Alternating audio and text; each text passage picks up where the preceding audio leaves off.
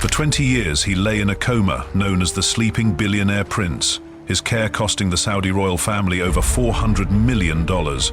Surrounded by gold-linked hospital rooms and guarded like a state secret, his life became one of the most expensive mysteries in modern history. But after his recent death, the true story of his fortune and the battle for his inheritance is even more shocking. Stay until the end. The prince who slept through history. He was Prince Al-Waleed bin Khalid bin Talal Al Saud, a young royal whose life symbolized privilege and tragedy. Born into one of the most influential branches of the Saudi royal family, he was the son of Prince Khalid bin Talal Al Saud, himself a nephew of the late King Fahd and a cousin to the current King Salman. Through this lineage, he was closely connected to Prince Al-Waleed bin Talal, one of the most famous billionaire royals in the world. But in 2005, during his university years in London, fate struck cruelly. A devastating car accident caused a severe traumatic brain injury, leaving him in a deep coma. From that day on, the once vibrant prince, known for his charm and love of fast cars, would spend nearly 20 years as the sleeping billionaire prince, a silent figure whose care became one of the most expensive medical efforts in the history of the House of Saud. His private medical suite in Riyadh was unlike any hospital room. It resembled a miniature palace, with gold-trimmed walls, handcrafted Persian carpets, and life support machines imported from the United States and Germany. A rotating team of the world's top neurologists from Johns Hopkins and leading Swiss clinics attended to him, with annual salaries reaching millions. Over the years, the cost of sustaining his life surpassed $400 million. Yet for his father, it was never about the money. Prince Khalid saw his son's care as a duty to family honor, faith, and hope. In Saudi culture, life is sacred, and abandoning him was unthinkable. The prince became a symbol of loyalty within the royal family, even as debates quietly simmered about whether the effort would ever bring results. Guards patrolled his medical wing day and night. Rumors emerged of moments when he briefly opened his eyes, fueling hopes of recovery. The palace even funded experimental treatments from Europe and the US, searching for a miracle that never came. On July 19, 2025, after nearly 2 decades in a coma, Prince Al-Waleed passed away at the age of 36. His death closed a chapter of unwavering hope, but opened another filled with questions about his personal estate and the subtle shifts in influence it would trigger within the House of Saud. Comment royal secrets if you believe this is only the beginning of a much bigger story, because next we'll uncover how his $400 million care sparked hidden power struggles inside the palace. The $400 million medical empire. Keeping the sleeping billionaire prince alive wasn't just a medical effort, it was an operation on a scale few could imagine. His private medical suite was less a hospital room and more a gilded sanctuary. Walls were lined with gold leaf detailing, custom lighting from Italian designers softened the atmosphere, and handcrafted Persian rugs covered the floors to make the sterile feel of a clinic vanish entirely. Everything inside was chosen not just for care, but for status, ensuring the prince remained surrounded by luxury, even in unconsciousness. To maintain his life, the Saudi royal family spared no expense. Cutting-edge life support machines were flown in from Germany's leading medical technology firms like Siemens Healthineers, while diagnostic equipment came from the United States, sourced directly from Mayo Clinic-grade suppliers. The staff was a rotation of the world's top specialists, neurologists from Johns Hopkins, critical care experts from Switzerland, and private nurses trained in royal medical etiquette. Their salaries alone exceeded several $1 million annually, rivaling the budgets of entire hospitals. Special dietary programs were designed by elite nutritionists, and the prince's immune system was protected through experimental treatments that would never be available to ordinary patients. Even the air in his room was purified through advanced climate systems normally reserved for nuclear research facilities. Security around the medical facility was tighter than most palaces. Armed guards patrolled day and night, with access limited to an inner circle of trusted royals. The cost of sustaining this 24/7 medical empire was staggering. Over $400 million was spent across 2 decades, an amount that could have funded multiple hospitals or schools. And yet, for the royal family, it was a small fraction of their oil-fueled wealth. The financial burden wasn't the issue, it was the symbolism. Ending his care would mean admitting defeat. a stain on the family's image of limitless power and loyalty. But not everyone in the palace agreed. Behind closed doors, whispers grew louder. Some believed the resources should be redirected. Others argued that keeping him alive was a sacred duty that demonstrated strength and unity. This unspoken conflict stretched through the years, creating quiet rifts between royal factions.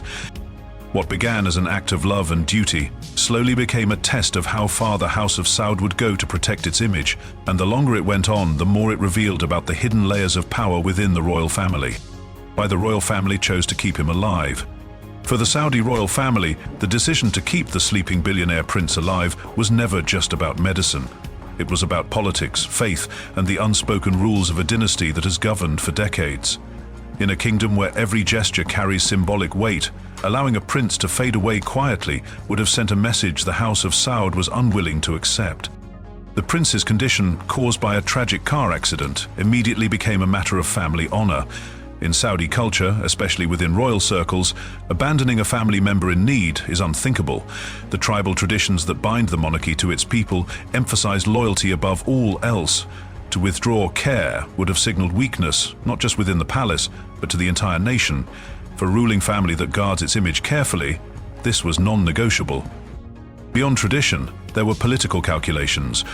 The prince had once been seen as a promising figure, a potential bridge between rival branches of the royal family. By sustaining his life, even in a coma, the family maintained a delicate balance of power. His survival acted as a silent placeholder, preventing other factions from seizing control of his titles, properties, and influence prematurely.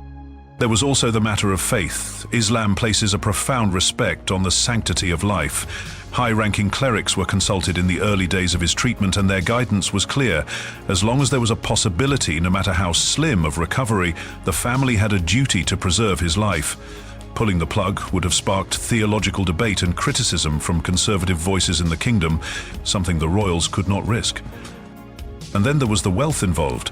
The prince's personal estate, worth an estimated $1.2 billion, included luxury properties in London, Paris, and Riyadh, along with investments in European banks and Middle Eastern energy firms. If he had been declared deceased earlier, those assets would have triggered a massive redistribution, fueling rivalries over inheritance.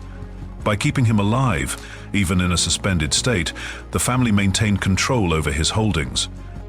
In the eyes of the House of Saud, the $400 million spent on his medical care was not just an expense, it was an investment in stability, honor, and the careful preservation of power.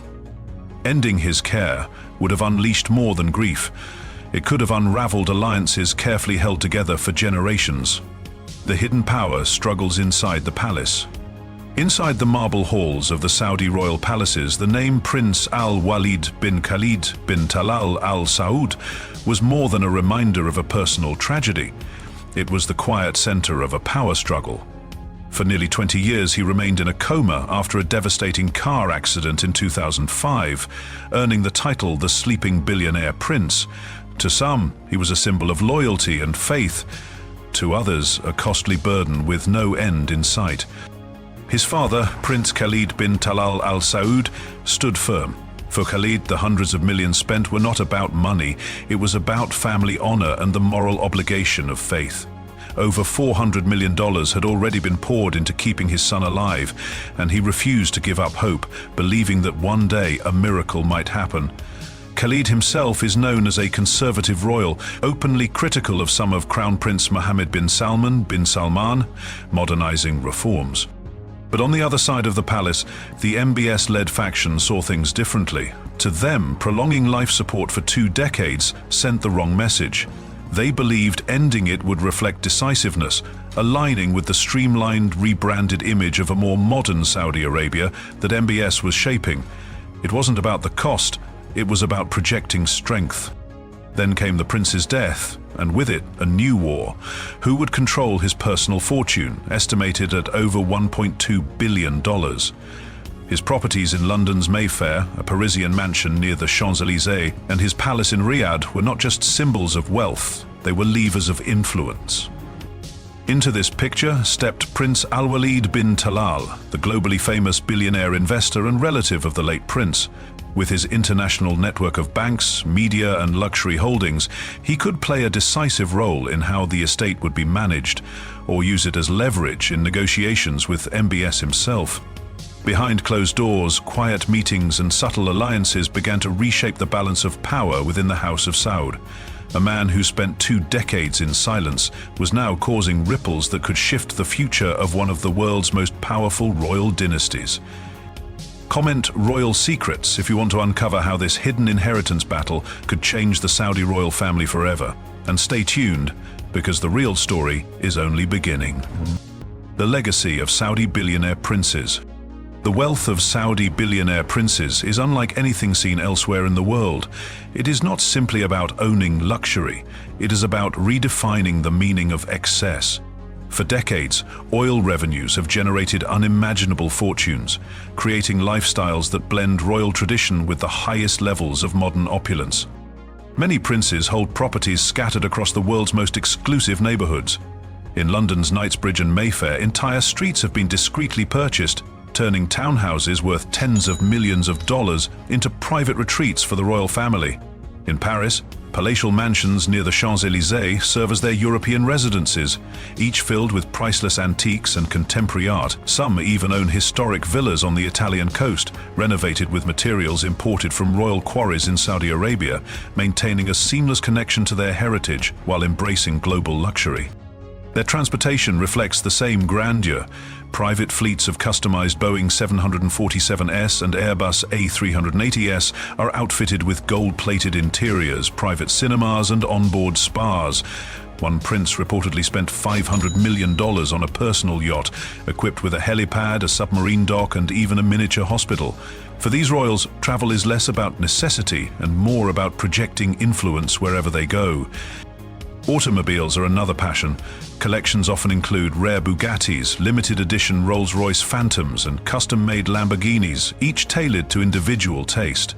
Yet even these are only a small fraction of the larger picture. The true power of Saudi billionaire princes lies in their access to investments that keep their wealth expanding. Stakes in global tech companies, shares in European football clubs, and partnerships with luxury fashion houses that secure cultural influence as well as financial return. What makes this legacy unique is how easily it transcends borders. The princess moved between Riyadh, London, Geneva and Los Angeles, with the same comfort others move between their living room and garden. Their wealth has created a network of soft power that extends into international diplomacy, business negotiations and cultural partnerships. This lifestyle is not just personal indulgence, it is part of a broader system of royal prestige.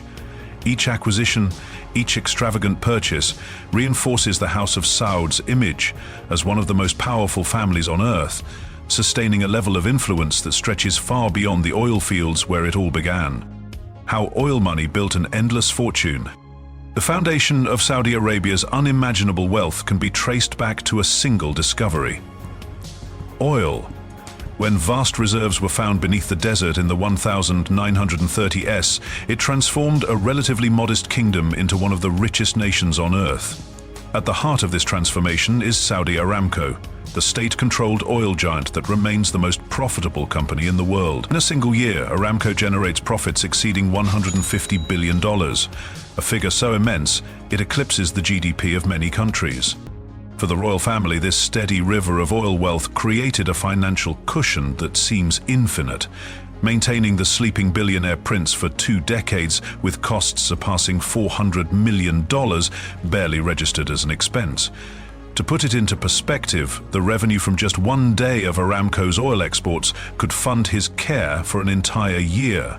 This economic reality explains why even the most extravagant medical operations, luxury properties, or global investments feel effortless to the House of Saud. But oil money is not left idle. Over the years, it has been strategically reinvested to secure the family's wealth beyond the oil era. Sovereign wealth funds like the Public Investment Fund have acquired stakes in global tech giants, luxury hotel chains, and major sports franchises, quietly embedding Saudi influence into key sectors around the world. These investments generate returns that ensure the family's fortune continues to grow, even as the global energy market shifts toward renewables. At home, oil revenues have financed palaces that rival the splendor of European monarchies. Riyadh's royal compounds feature gold-trimmed halls, private zoos, and entire wings dedicated to art and rare manuscripts. Abroad, princes own fleets of super yachts, private islands in the Mediterranean, and estates in the most exclusive neighborhoods of London, Paris, and New York.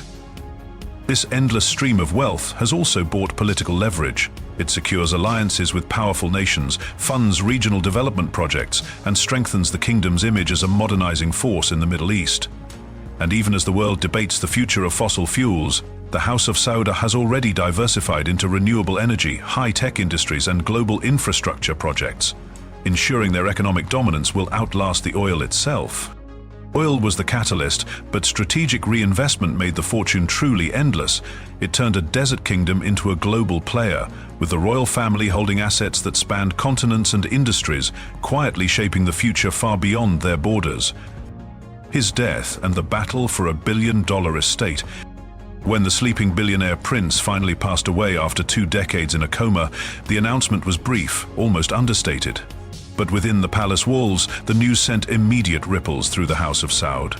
His death marked the end of one of the most expensive medical sagas in modern history, but it also unlocked a far more complicated chapter: the future of his immense personal fortune. During his lifetime, the prince had accumulated assets that stretched across continents. His London residence in the prestigious Mayfair district was valued at $80 million. A property filled with antique furniture and rare art pieces. In Paris, a historic mansion just steps from the Champs-Élysées served as his European retreat, while in Riyadh he maintained a private palace with its own gardens, fountains, and staff of over 100. Beyond the real estate, his investments included shares in prominent Middle Eastern banks, stakes in luxury hotel chains, and a diversified portfolio of European and American energy firms. Estimates placed his personal estate at over $1.2 billion, a staggering sum even within the royal family. But wealth in the House of Saud is never just personal, it is political. The prince's holdings had long been a buffer of influence for his immediate family branch, securing loyalty from allies and shaping decisions within the royal court.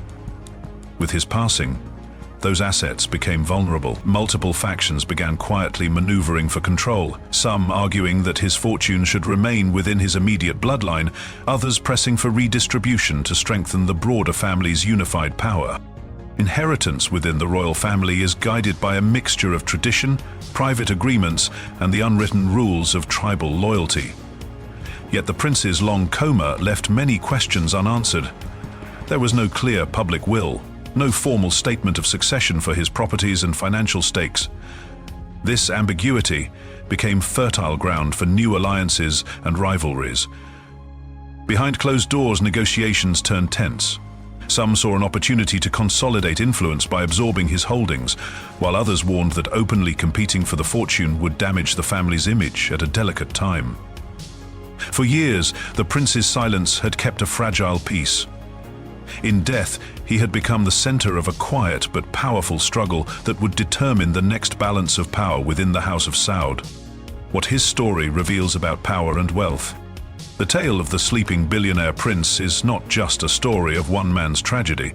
It is a window into how power, wealth, and legacy intertwine within one of the world's most secretive royal families. For 20 years, his silent existence revealed the extreme lengths the House of Saud will go to preserve its image of loyalty and strength. It showed how money, even when spent in unimaginable amounts, becomes less about necessity and more about symbolism. The $400 million invested in his care was a statement that no prince, no matter how incapacitated, would be abandoned. It was a calculated decision that projected power both inward to other members of the royal family and outward to the world watching Saudi Arabia. But when he died, the story shifted from preservation to division. His passing didn't just mark the end of an expensive vigil, it unlocked a billion-dollar estate and set the stage for a new power struggle. His personal fortune, estimated at $1.2 billion, held more than just monetary value. It carried influence, history, and leverage. His assets in Europe, from the $80 million Mayfair mansion to the Parisian retreat near the Champs-Élysées, were more than luxurious properties. They were strategic footholds in the world's most prestigious cities. Investments in Middle Eastern banks and luxury hotel groups extended his reach far beyond Riyadh, making his holdings a key piece in the puzzle of royal alliances. With his death, those assets became both an opportunity and a threat. Opportunity for those seeking to expand their own power, threat to those who feared destabilizing the balance carefully maintained during his 2 decades in a coma. In the palace, negotiations began quietly, but every move carried consequences. To claim his fortune was to risk igniting tensions. To leave it unresolved was to invite more uncertainty. Ultimately, his story shows that in royal dynasties, wealth is never just wealth. It's the currency of influence, a shield for family honor, and a tool to shape the future. His life, and even more so his death, revealed how fragile the balance of power remains, even when backed by seemingly endless resources. Comment hidden power if you believe this story is only a glimpse into the unseen struggles of the world's richest families. And stay tuned, because next we'll uncover even deeper secrets of royal wealth and influence. The sleeping billionaire prince's death closed a chapter that drained hundreds of millions, yet opened another, filled with intrigue, power, and a billion-dollar inheritance waiting to be claimed. Behind the walls of royal palaces, new alliances are forming, old rivalries are resurfacing, and the question of who truly benefits from his legacy remains unanswered. This story is more than tragedy. It reveals the hidden cost of royalty and the silent wars wealth can ignite. For more untold stories of power and unimaginable fortune, subscribe to Billionaire Story and never miss what comes next.